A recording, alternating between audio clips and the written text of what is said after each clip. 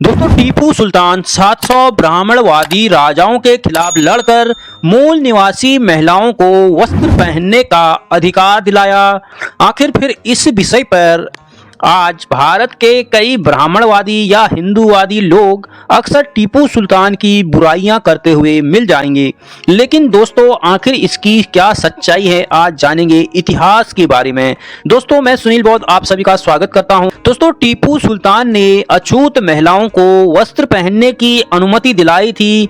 दोस्तों संघी और वाम इतिहासकारों ने टीपू सुल्तान को लेकर थोड़ा बड़ा दिल दिखाया, पर अब टीपू सुल्तान को भी विवादित करने का प्रयास किया गया और औरंगजेब के जैसा बनने का प्रयास किया गया। इतिहासकार टीपू सुल्तान के प्रति इसलिए झूठ ना लिख सके क्योंकि टीपू सुल्तान का सारा इतिहास बहुत करीब के दिनों का है और यह तथ्य और सबूत के भी वह अंग्रेजों से लड़ते हुए शहीद हो गए और अपनी पूरी संतलत बर्बाद कर दी। दरअसल उनको बदनाम भी केवल श्रवण कर रहे हैं। हकीकत यह है कि यदि देश के इतिहास को यदि निष्पक्ष रूप से लिख दिया जाए तो अचानक पैदा हो गए बड़े बड़े महापुरुष नंगे हो जाएंगे और जिन्हें खलनायक बनाया जा रहा है वह देश के महापुरुष हो जाएंगे। राजाओं की साम्राज्यवाद के कारणों से हुई लड़ाइयों को हिंदू मुस्लिम की लड़ाई की तरह से अब प्रस्तुत किया जा रहा है और लड़ाई में मरने वाले सैनिकों को गिन गिन कर बताया जा रहा है कि कितने उध व मुस्लिम शासक थे कि जैसे हिंदू राजाओं ने युद्ध में विरोधी सेनाओं का धर्म देखकर ही मारा हो कि केवल मुस्लिम सैनिकों को मारे जाए, हिंदू सैनिकों को कोई नुकसान ना हो, चाहे विरोधी सेना का ही क्यों ना हो। अब तो ऐसा कुछ नहीं हुआ, पर अब ऐसा ही किया जा रहा है। ब्रिटेन की नेशनल आर्मी म्यूजियम ने अंग्रेजी हुकूमत से लोहा लेने वाले 20 सबसे बड़े दुश्मनों की लिस्ट बनाई है, जिसमें केवल 2 भारतीय योद्धाओं को ही इसमें जगह दी गई है। नेशनल आर्मी म्यूजियम के आलेख के अनुसार टीपू सुल्तान अपनी फौज को यूरोपियन तकनीकी के साथ ट्रेनिंग देने में विश्वास रखते थे। टीपू विज्ञान और गणित में गहरी रुचि रखते थे और उनके मिसाइल अंग्रेजों के मिसाइल से ज्यादा उन्नत थे। मारक क्षमता 2 किलोमीटर तक थी। जो अंग्रेज टीपू से इतना घबराते थे, उनके बनाए झूठे इतिहास को दिखाकर संघ के लोग टीपू का विरोध कर रहे हैं। सच यह है कि विरोध कर रहे ऐसे लोग ही भारत के निष्पक्ष इतिहासकार के लिखने पर नंगे हो जाएंगे, क्योंकि यह वही दौर में आई रहे और इसी अत्याचार को करने के लिए इन लोगों ने टीपू से अंग्रेजों की लड़ाई में अंग्रेजों का साथ दिया। दोस्तों बात है त्रावणकोर के श्रवण महाराजा मराठे और हैदराबाद के निजाम अंग्रेजों के सबसे बड़े मित्र थे, जो चोरों ने मिलकर एक अकेले टीपू सुल्तान के विरुद्ध युद्ध किया, जिससे उनकी एशियाई चलती रही। देश जाए भाड़ में, चाहे इस पर अंग्रेजों का राज हो या राक्षसों का। दरअसल जो ब्राह्मणों की हत्याएं करने का आरोप टीपू सुल्तान पर है वह त्रावणकोर राज में, जहां का ब्राह्मण राजा अय्यास और निरंकुश राजा था और उसके जुल्मों से वहां की जनता से छुटकारा दिलाने के लिए टीपू ने उस पर आक्रमण किया और युद्ध में त्रावणकोर की सेना में शामिल ब्राह्मण मारे गए और अंततः राजा को वहां की दलित महिलाओं को न्याय देना पड़ा। केरल के त्रावणकोर इलाके के खास तौर पर वहां की महिलाओं के लिए 26 जुलाई का दिन बहुत महत्वपूर्ण है। इसी दिन 1859 में वहां के महाराजा ने दलित औरतों को शरीर के ऊपरी भाग पर कपड़े पहनने की इजाजत दी। इस परंपरा की चर्चा में खास तौर पर निचली जाति नादर की स्त्रियों का जिक्र होता है, क्योंकि अपने वस्त्र पहनने का हक के लिए उन्होंने ही सबसे पहले विरोध जताया और जिनको हक दिलाने के लिए टीपू सुल्तान ने उस राज्य पर आक्रमण किया। दरअसल उस समय न सिर्फ पिछड़ी जाति दलित बल्कि उसी में ब्राह्मण और क्षत्रिय नायर जैसी कई अन्य जातियों की औरतों पर भी शरीर का ऊपरी हिस्सा ढकने से रोकने के कई नियम थे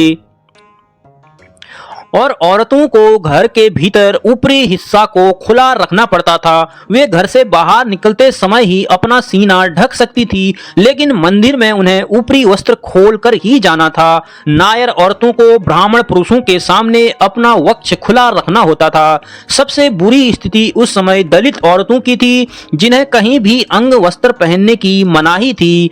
पहनने पर उन्हें सजा भी हो जाती थी। एक घटना बताई जाती है जिसमें एक दलित जाति की महिला आपत्तिजनक रिवाज के खिलाफ 19वीं सदी के शुरू में आवाजें उठनी शुरू हुई। 18वीं सदी के अंत तक 19वीं सदी के शुरू में केरल से कई मजदूर, खासकर नादन जाति के लोग चाय बागानों में काम करने के लिए श्रीलंका चले गए। बेहतर आर्थिक स्थिति, धर्म बदलकर ईसाई बन जाने और यूरोपीय असर की वजह से इनमें जागरूकता ज्यादा थी और ये औरतें अपने शरीर का पूरा ढकने लगी हिस्सा। धर्म परिवर्तन करके ईसाई बन जाने वाली नादर महिलाओं ने भी इस प्रगतिशील कदम को अपनाया। इस तरह महिलाएं अक्सर इस सामाजिक प्रतिबंध को अनदेखा कर सम्मानजनक जीवन जीने की कोशिश करती रही। दलित औरतों को छूना ना पड़े, इसके लिए श्रवण पुरुष लंबे डंडे के सिरे पर छुरी बांध लेते और किसी महिला को ब्लाउज या कंचुकी पहना देखते तो उसे दूर से ही छुरी से फाड़ देते। यहाँ तक कि वे औरतों को इस हाल में रस्सी से बांधकर सरेआम पेड़ पर लटका देते ताकि दूसरी औरतें ऐसा ना करें। 1814 में त्रावणकोर के अंग्रेजों के चमचे दीवान कर्नल मुनेरो ने आदेश निकलवाया कि ईसाई नादन और नादर महिलाएं ब्लाउज पहन सकती हैं, लेकिन इसका कोई फायदा नहीं हुआ। उच्च श्रवण के पुरुष इस आदेश के बावजूद लगातार महिलाओं को अपनी ताकत और असर के सहारे इस शर्मनाक अवस्था की ओर धकेलते रहे। 8 साल बाद फिर ऐसा ही आदेश निकल गया। एक तरफ शर्मनाक स्थिति के उबरने की चेतना को जगाना और दूसरी तरफ समर्थन में अंग्रेजी सरकार का आदेश और ज्यादा महिलाओं ने शालीन कपड़े पहनने शुरू कर दिए। इधर उच्च वर्ग के पुरुषों का प्रतिरोध भी उतना ही तीखा हो गया। एक घटना बताई जाती है कि नादर ईसाई महिलाओं का एक दल निचली अदालत में ऐसे ही एक मामले में गवाही देने पहुंचा। उन्हें दीवान मुनरो की आंखों के सामने अदालत के दरवाजे पर अपने अंग वस्त्र उतार कर रख देने पड़े, तभी वे भीतर जा पाए। संघर्ष लगातार बढ़ रहा था और उसका हिंसक प्रतिरोध भी श्रवणों के अलावा राजा खुद भी परंपरा निभाने के पक्ष में थे। आदेश था कि महल के मंदिर तक राजा की सवारी निकले तो रास्ते पर दोनों ओर नीची दलित जातियों की अर्धनग्न कुंवारी महिलाएं फूल बरसाती हुई खड़ी रहें। उस रास्ते के घरों के छज्जों पर भी राजा के स्वागत में औरतों को खड़ा रखा जाता था और राजा, उसके काफिले के सभी पुरुष इन दृश्यों का भरपूर आनंद लेते थे। आखिर 1829 में इस मामले में महत्वपूर्ण मोड़ आया। श्रवण पुरुषों की लगातार नाराजगी के कारण राजा ने आदेश निकलवा दिया कि दलित जाति की औरत अपने शरीर का ऊपरी हिस्सा ढक नहीं सकती। अब ईसाई औरतों को जो थोड़ा समर्थन दीवान के आदेशों से मिला था वह भी खत्म हो गया। टीपू सुल्तान ने इसी अन्याय को समाप्त करने के लिए त्रावणकोर पर आक्रमण किया, जिससे त्रावणकोर की सेना के तमाम लोग मारे गए, जिसे आज ब्राह्मणों के वध के रूप में बताकर उनका विरोध किया जा रहा है। उसी युद्ध में विरोधियों ने ऊंची जाति के लोगों, दुकानों और सामान को लूटना शुरू कर दिया। राज्य में शांति पूरी तरह भंग हो गई। दूसरी तरफ नारायण गुरु और अन्य सामाजिक धर्म गुरुओं, इनने भी सभी सामाजिक रूढ़ी का विरोध किया और अंततः 26 जुलाई 1859 को वहां के राजा ने दलित औरतों को वस्त्र पहनने की अनुमति प्रदान की थी। टीपू सुल्तान से वही खींच आज निकाली जा रही है।